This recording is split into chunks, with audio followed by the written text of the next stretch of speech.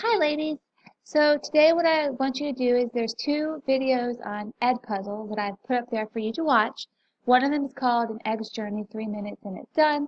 And then the other one's called Join Us on a Tour of Our Canby, Oregon Egg Farm. You should be able to see it. If you have any trouble viewing it, please let me know.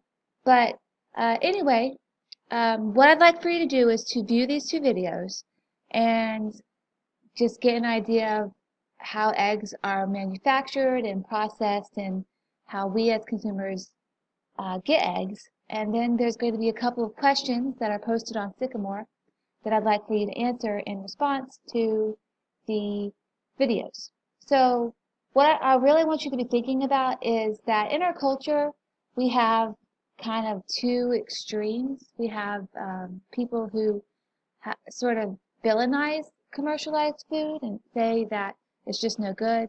And then we have people who are, just not overly concerned with where our food comes from.